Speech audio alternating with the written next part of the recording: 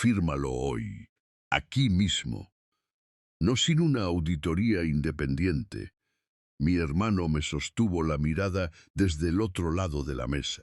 ¿De verdad crees que todavía tienes poder para exigir condiciones? Mi madre intervino con una voz fría, casi irreconocible. Vas a destruir todo lo que tu padre construyó por culpa de tu terquedad. Negué lentamente con la cabeza. No soy yo quien lo está destruyendo. Carlos empujó los documentos hacia mí. Es tu última oportunidad. Si vuelves a enfrentarte a nosotros, acabas con esta familia. Lo que ellos no sabían era que aquellas palabras serían las últimas que escucharían de mí antes de que todo cambiara. 3 años después, regresaría. Pero no sería la misma mujer a la que habían dejado sola en aquella montaña. Mi padre, Rafael Valverde, había levantado equipos Montaña Valverde desde cero, en un pequeño pueblo de Granada llamado Castaño Alto, rodeado de sierras, canteras y carreteras por las que circulaban camiones día y noche. Había empezado con un almacén viejo y 2 máquinas usadas. Cuando yo nací, la empresa ya tenía 3 naves, una flota de vehículos de servicio y contratos con algunas de las compañías mineras y constructoras más importantes de Andalucía. Mi padre era un hombre sencillo. No hablaba de éxito, hablaba de trabajo. Siempre decía que una empresa podía sobrevivir a un mal año, pero no a una mala reputación. Yo regresé a casa 8 años antes de su muerte. Había recibido ofertas de 2 consultoras en Madrid y otra en Barcelona. Eran trabajos mejor pagados, oficinas modernas y una vida completamente distinta. Pero sabía algo que mi padre no quería admitir. La empresa funcionaba porque él estaba detrás de cada decisión.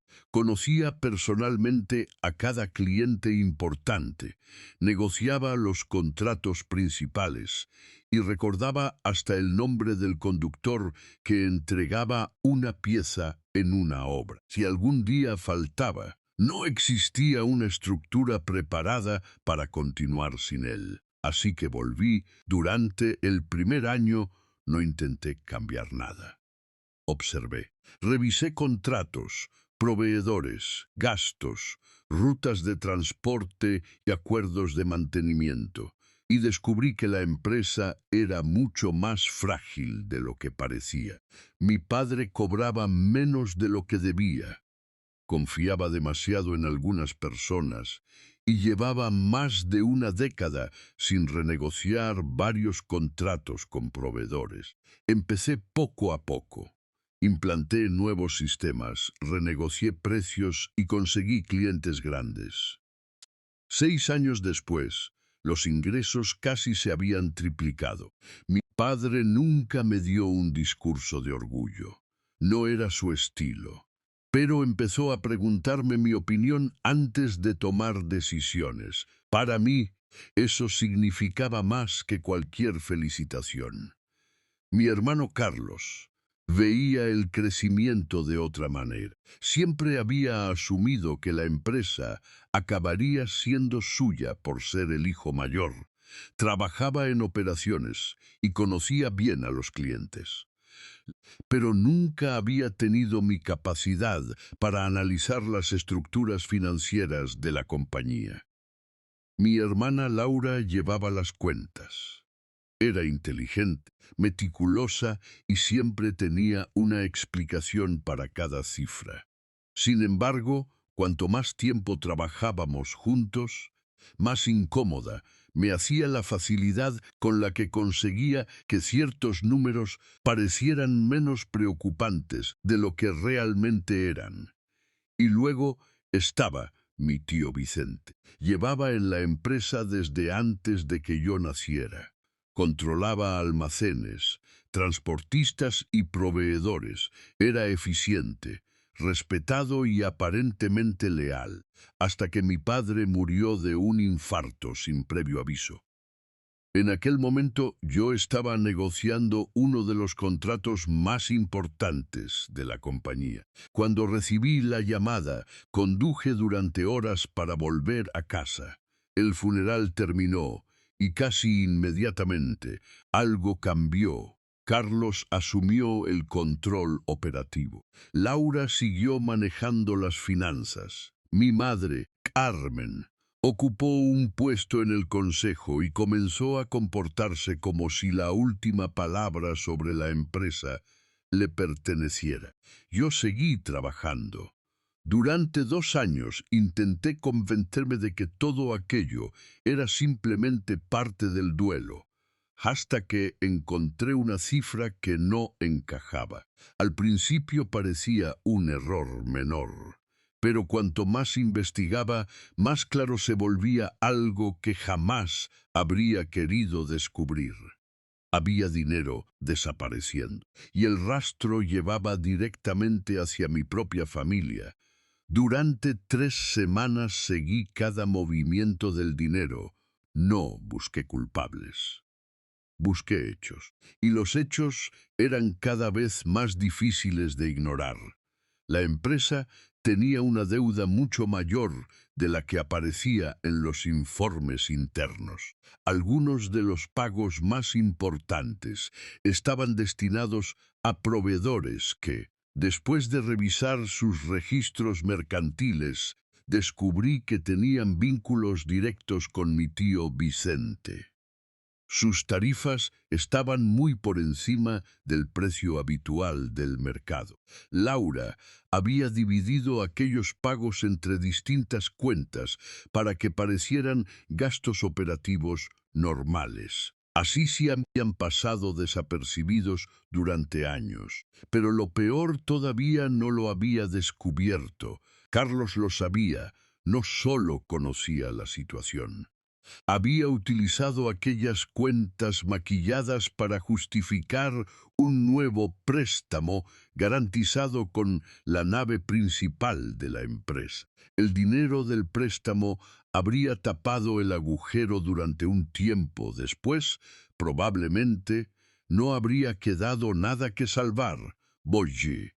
Para aprobarlo necesitaban mi firma. Carlos convocó una reunión familiar.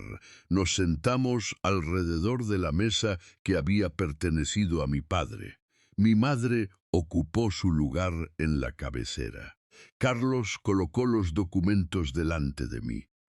Esto es una oportunidad, dijo. Necesitamos modernizar la empresa, ampliar operaciones y asegurar su futuro. Laura había preparado unas gráficas impecables. Todo parecía razonable, demasiado razonable. Miré los números durante unos segundos. No voy a firmar. Carlos frunció el ceño. ¿Perdón? No sin una auditoría independiente de toda la empresa. El silencio cayó sobre la habitación. Mi madre fue la primera en reaccionar.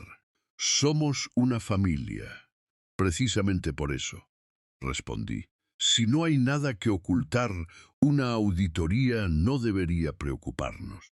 Carlos golpeó suavemente la mesa. Estás poniendo en peligro el legado de papá. Lo miré directamente. Proteger a la familia no significa ayudarla a robar. Aquella frase cambió todo. 2 semanas después, mi madre me invitó a regresar a Sierra Nevada. Lo presentó como una tradición familiar. Mi padre nos había llevado allí todos los inviernos cuando éramos niños. Cerca del puerto del Veleta había un lugar donde había esparcido las cenizas de su propio padre. Después de su muerte, nosotros habíamos hecho lo mismo con él.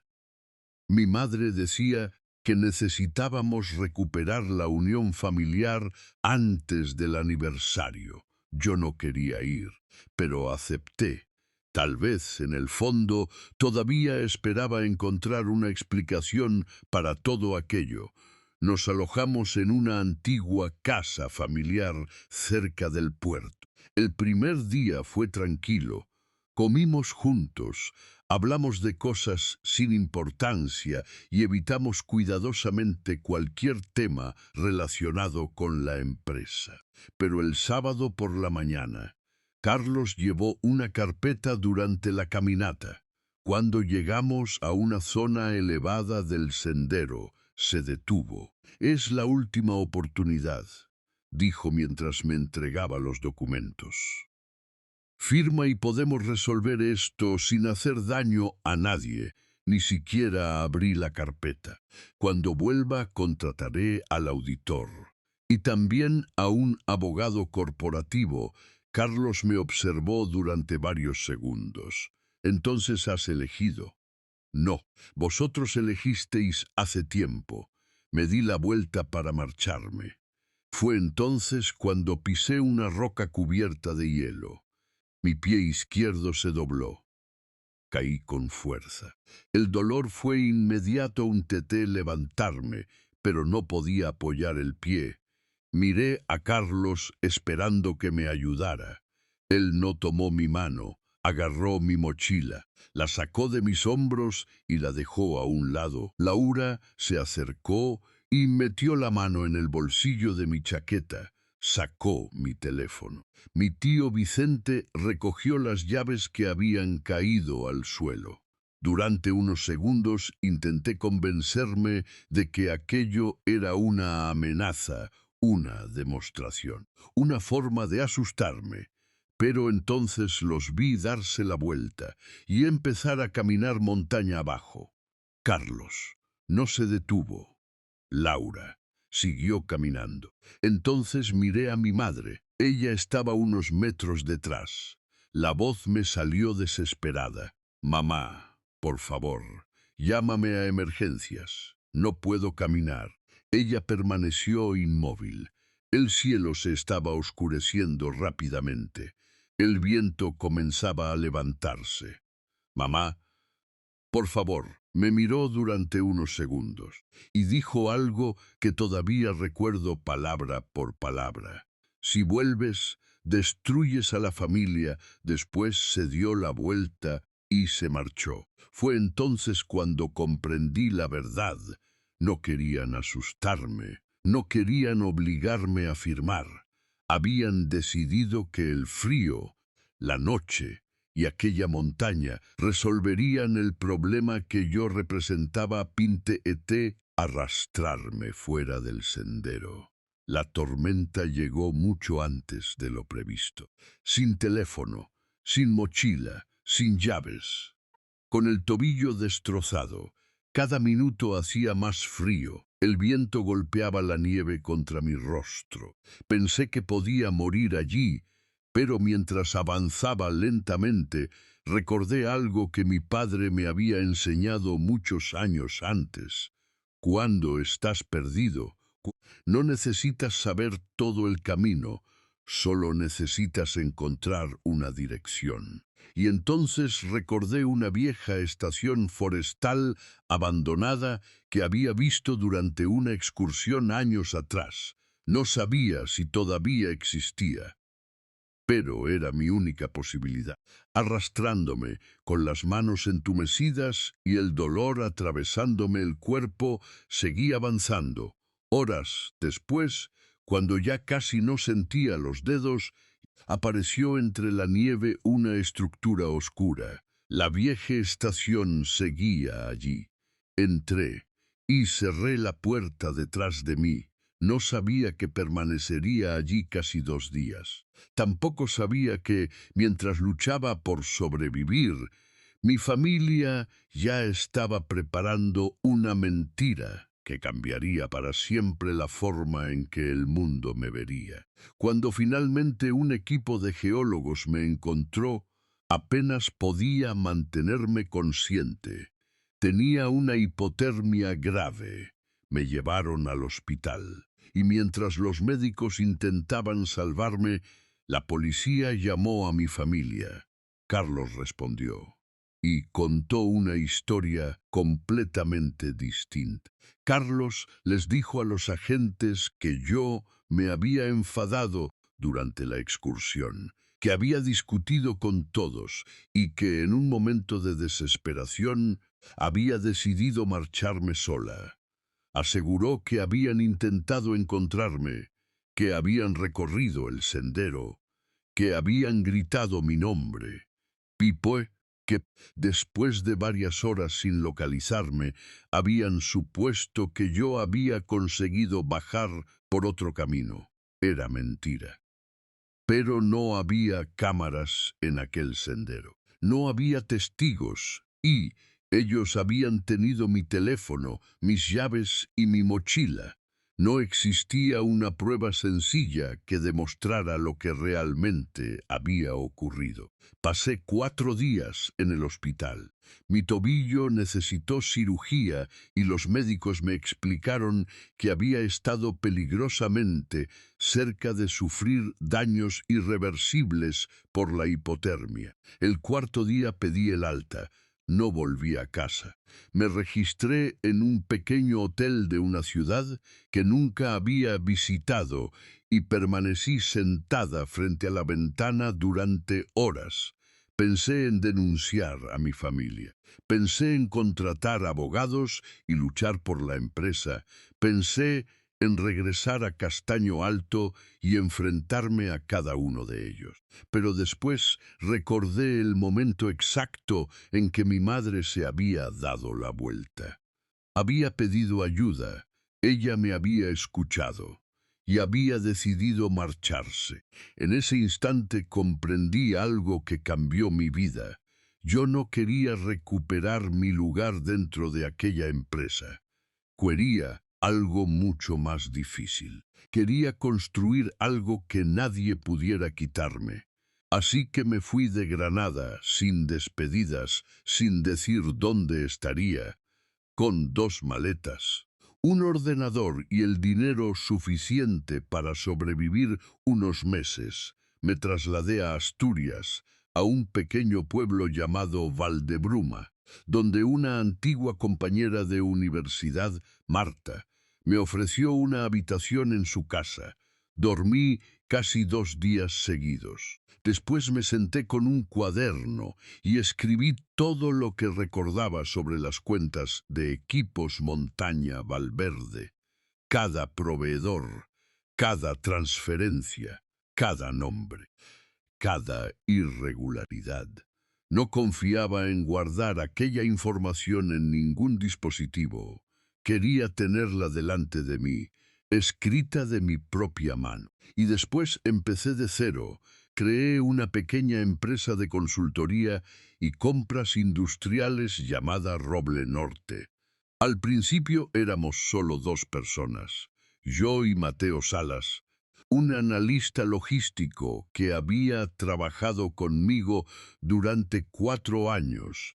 Cuando le expliqué que quería empezar de nuevo, no me preguntó qué había ocurrido en la montaña, solo me dijo: si tú estás dispuesta a empezar desde cero, yo también durante los primeros meses trabajamos desde una oficina diminuta.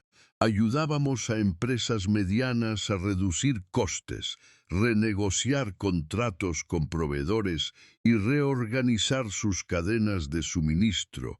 No tenía el nombre de Valverde detrás. No tenía contactos importantes en Asturias, solo tenía experiencia. Eso terminó siendo suficiente.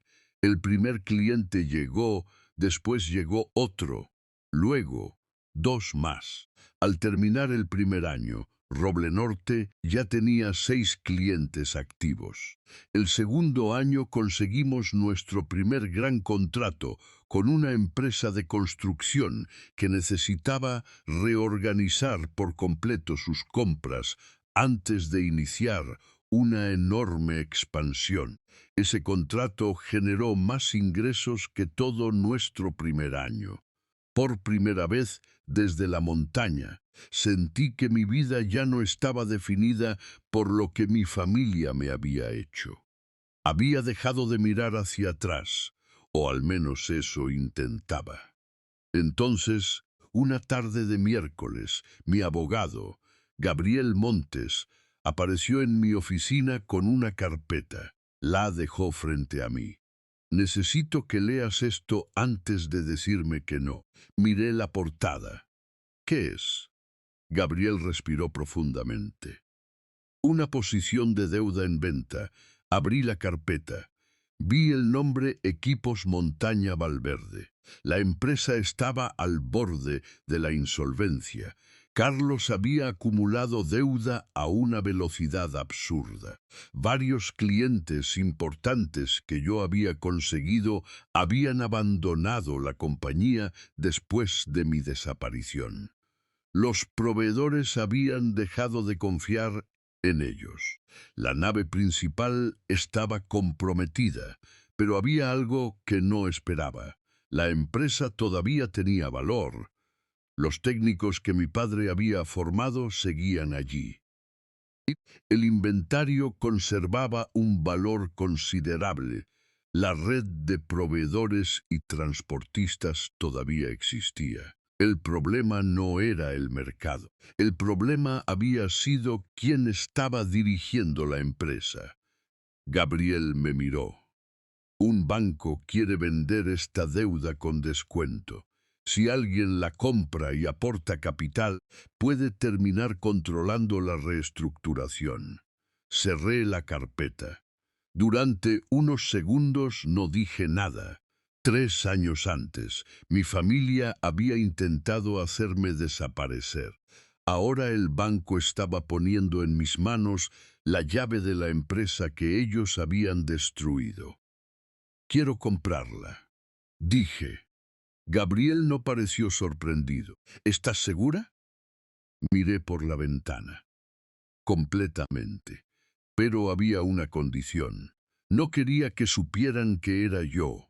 Creamos una sociedad de inversión independiente, con una estructura legal completamente transparente ante las autoridades, pero suficientemente separada para que mi nombre no apareciera en una búsqueda superficial.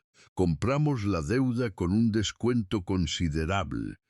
Después adquirimos participaciones de 2 accionistas minoritarios que habían conocido a mi padre durante décadas. Cuando terminamos, controlábamos suficiente deuda y capital para decidir el futuro de la empresa. Carlos no sabía quién estaba detrás. Creía que se trataba de un grupo de inversión distante. Y entonces descubrimos algo todavía peor.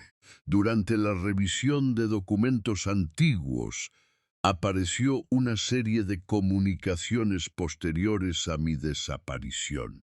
Carlos había contado a clientes y socios que yo había sufrido una crisis personal y que mi comportamiento se había vuelto inestable.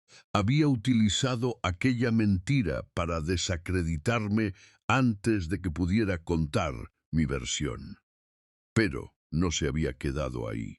También había presentado como propios varios contratos que yo había negociado antes de desaparecer, y Laura había hecho algo aún más grave. Había trasladado antiguos gastos relacionados con el fraude de proveedores a mi antigua división. Querían que, si algún día regresaba, los números parecieran señalarme a mí. No solo habían intentado dejarme morir, habían preparado el terreno para que nadie me creyera si sobrevivía. Cerré el último expediente. Sentí rabia, pero esta vez no dejé que la rabia decidiera por mí. Gabriel me preguntó qué quería hacer. Lo miré, lo mismo que ellos nunca hicieron. ¿Qué? Hacerlo todo correctamente.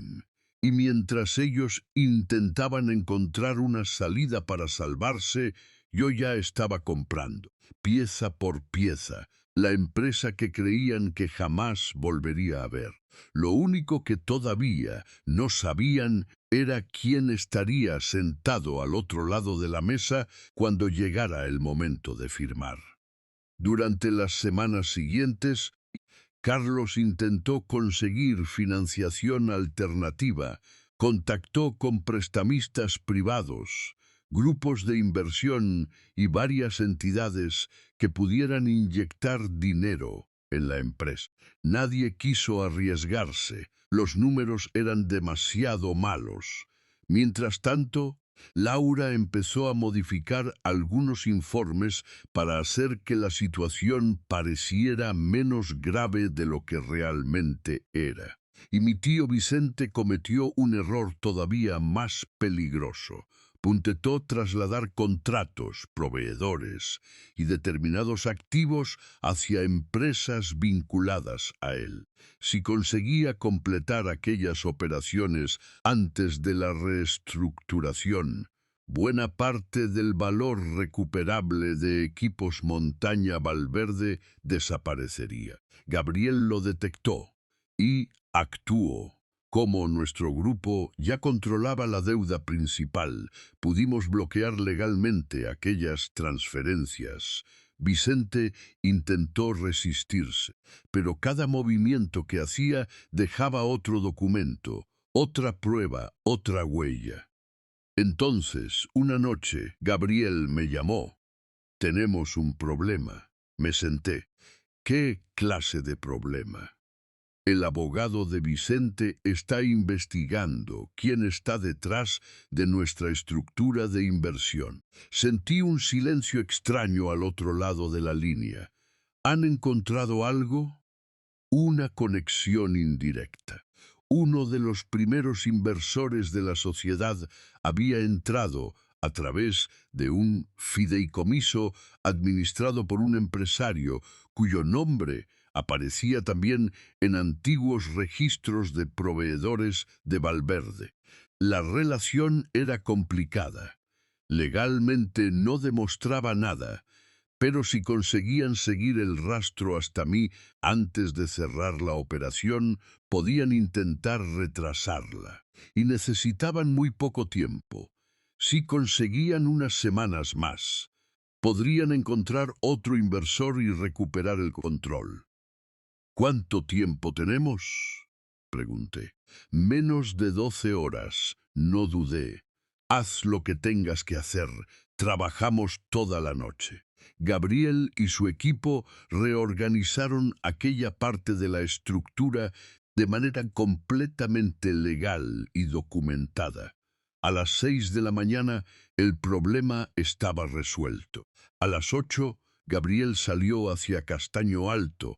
A las 9 de esa misma mañana, Carlos, Laura, Vicente y mi madre estaban sentados en la sala de juntas. Firmaron el acuerdo de reestructuración. La sociedad que yo controlaba asumía la mayor parte de la deuda y aportaba el capital necesario para estabilizar la empresa. A cambio, obtenía el 72% de Equipos Montaña Valverde. Carlos protestó, gritó, preguntó quién era el nuevo propietario. Piro terminó firmando. Todos firmaron. Cuando la última firma quedó estampada, Carlos levantó la vista. ¿Cuándo conoceremos al nuevo dueño? Gabriel cerró su carpeta. Mañana, a las 9 de la mañana. Carlos asintió. No tenía ni idea de que acababa de firmar el control de la empresa a la persona que había intentado borrar de su vida. Esa noche dormí en un hotel de Castaño Alto. Antes de acostarme, saqué de mi equipaje una pequeña caja de madera. Dentro estaba el objeto que había conservado durante 3 años. La brújula de mi padre. La había llevado conmigo la noche en que el equipo de rescate me encontró en la montaña.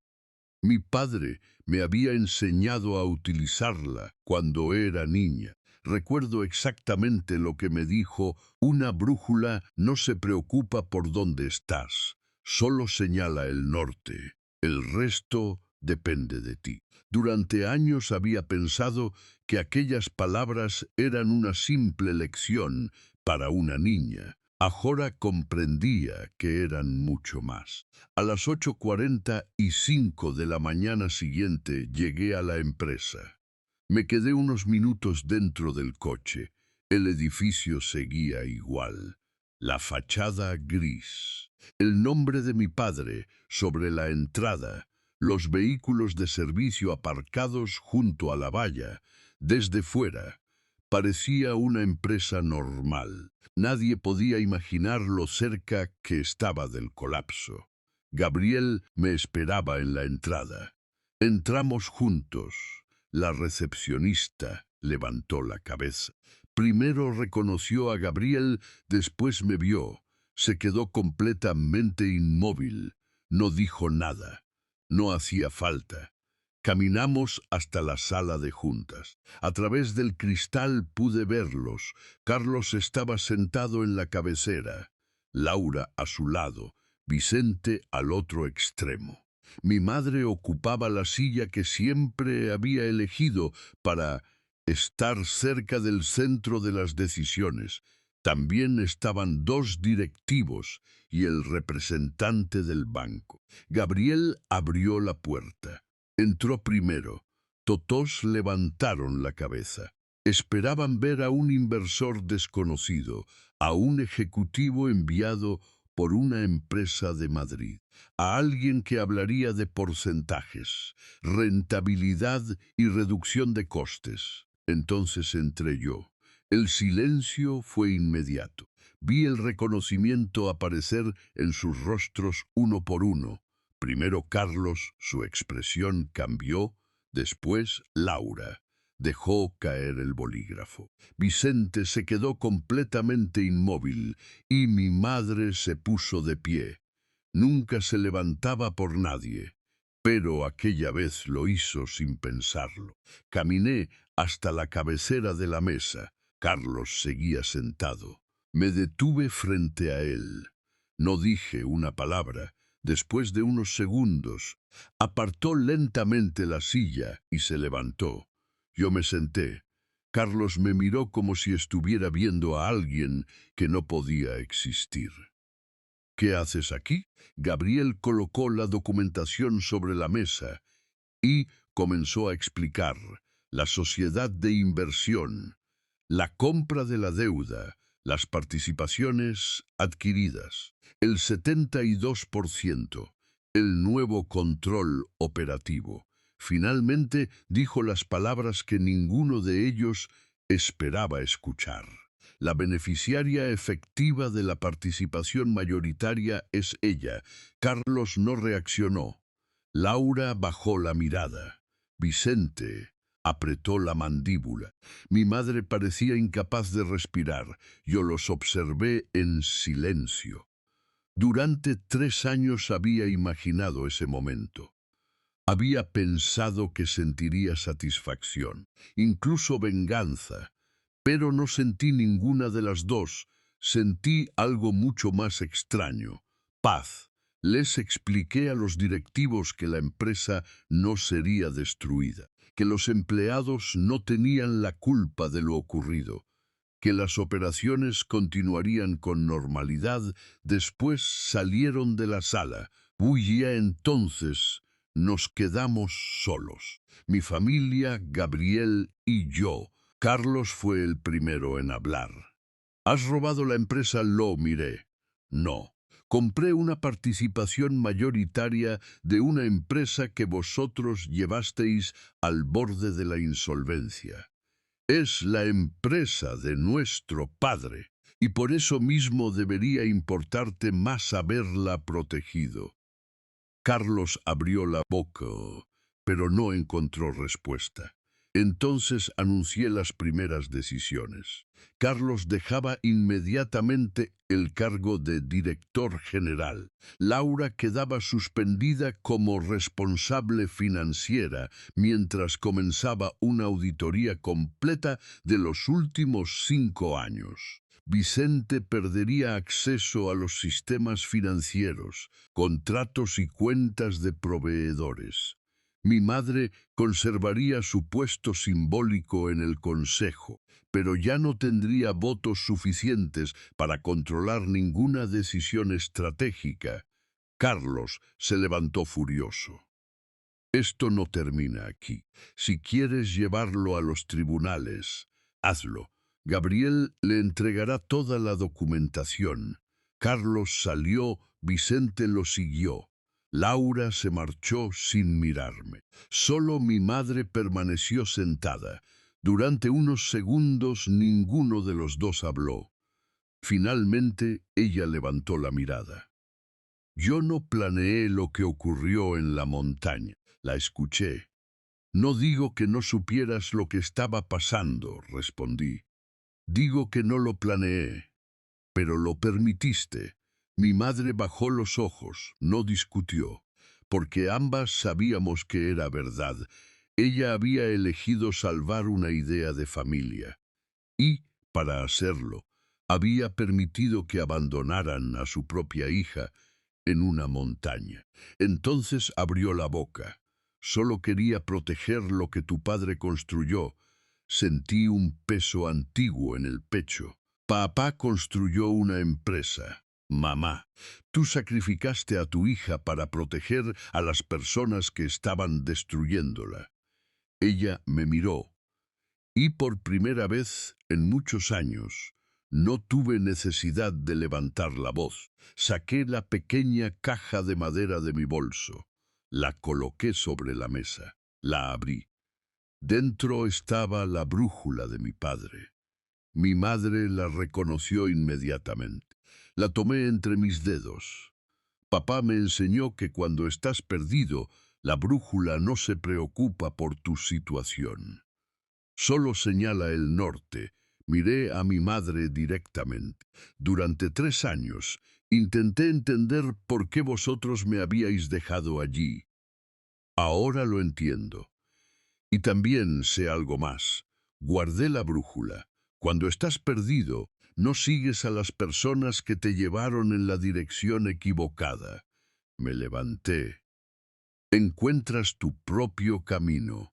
Y salí de la habitación, pero la auditoría que acababa de comenzar todavía guardaba secretos que ninguno de ellos estaba preparado para enfrentar. La auditoría duró 11 semanas. 11 semanas revisando transferencias, contratos, cuentas ocultas y acuerdos que habían permanecido enterrados durante años. Al final, confirmó algo que ya sospechaba. El problema nunca había sido una sola persona. Carlos había utilizado la deuda para mantener a flote una empresa que ya estaba perdiendo estabilidad. Laura había manipulado registros y ocultado gastos. Mi tío Vicente había utilizado proveedores vinculados a él para extraer dinero de la compañía. Y juntos habían intentado borrar mi nombre de aquella historia.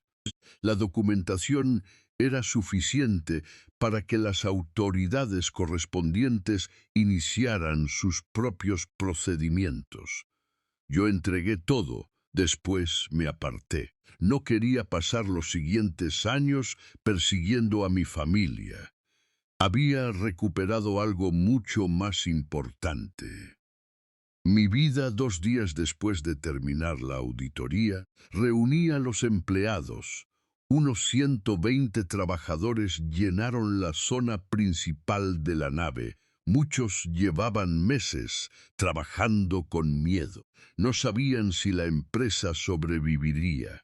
No sabían si perderían sus empleos. Los miré y no les hablé de grandes promesas.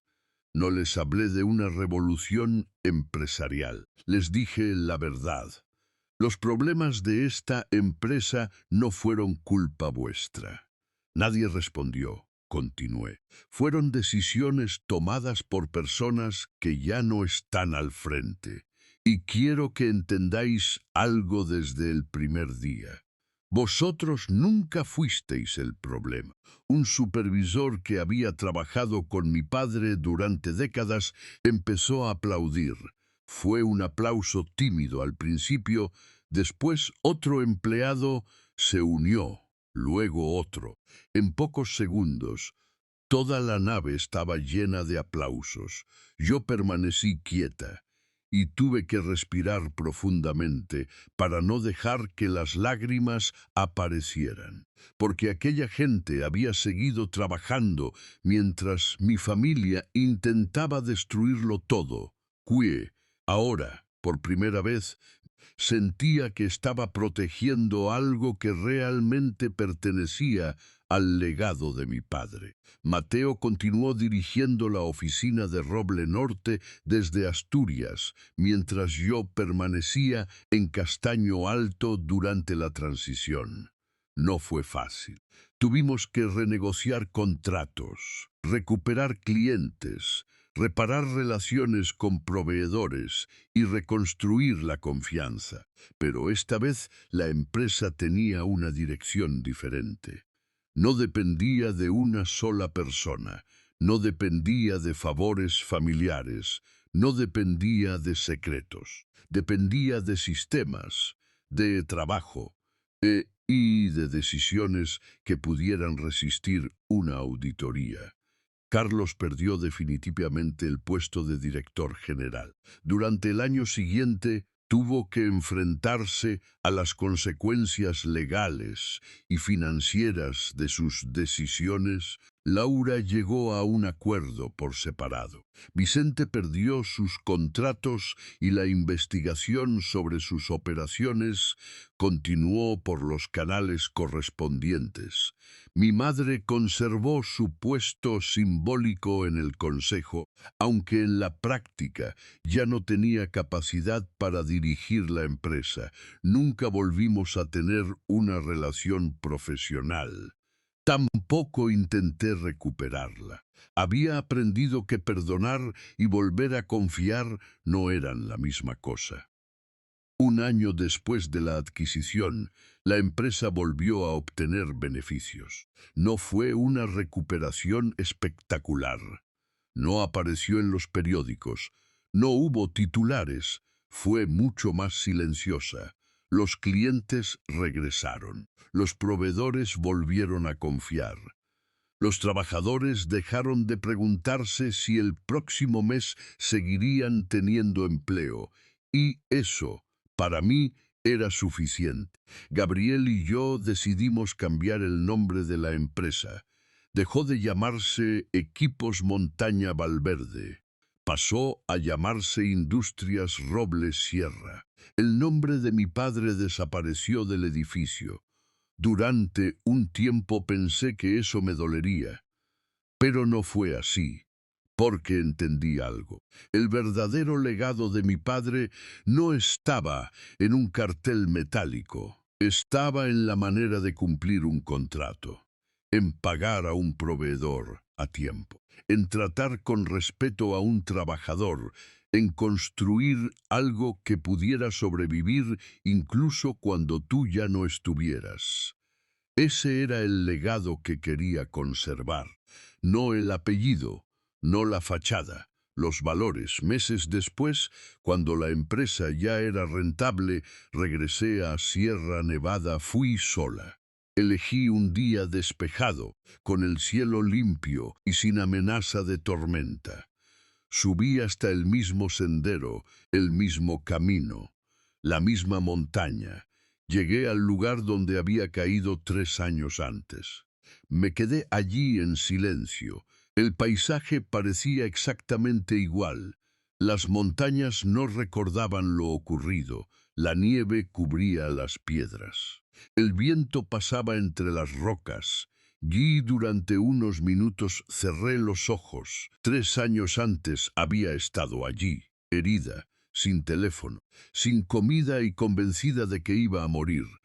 Había llamado a mi hermano. Había llamado a mi madre. Los había visto marcharse, pero ahora comprendía algo que entonces no podía entender. Lo peor que hicieron no fue dejarme sola. Lo peor fue creer que yo no sobreviviría, porque estaban convencidos de que si desaparecía, el problema desaparecería conmigo. Creían que yo necesitaba la empresa, que necesitaba su aprobación, que necesitaba volver a ser la hija que obedecía. Se equivocaron. Yo no sobreviví para recuperar lo que había perdido. Sobreviví para descubrir quién podía ser sin ellos. Construí una empresa con mis propias manos y después regresé para comprar la que ellos creían estar protegiendo. No tuve que convertirme en alguien cruel. No tuve que destruirlos. No tuve que gritar. Solo tuve que seguir avanzando. Me llevé la mano al bolsillo y sentí la pequeña caja de madera. Saqué la brújula de mi padre. La aguja se movió unos segundos y finalmente encontró el norte. Sonreí. Recordé sus palabras. Cuando estés perdido, encuentra una dirección. Miré una última vez hacia el valle. Entonces emprendí el descenso. Esta vez no tenía miedo. Sabía exactamente hacia dónde iba, porque algunas personas creen que pueden destruirte quitándote tu lugar, tu teléfono, tus llaves, tu apellido o incluso tu historia.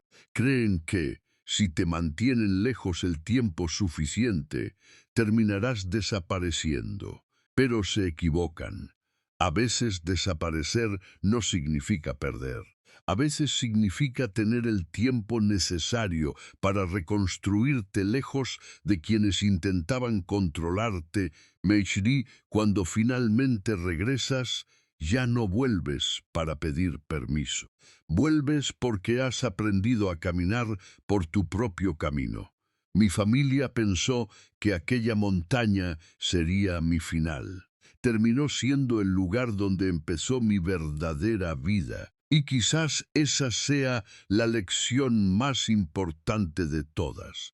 No siempre puedes controlar quién te traiciona. No siempre puedes evitar que alguien intente hundirte, pero sí puedes decidir qué haces después de caer. Puedes quedarte en el suelo o puedes levantarte. Puedes pasar el resto de tu vida buscando venganza o puedes construir algo tan sólido que ya no necesites vengarte de nadie. Yo elegí construir.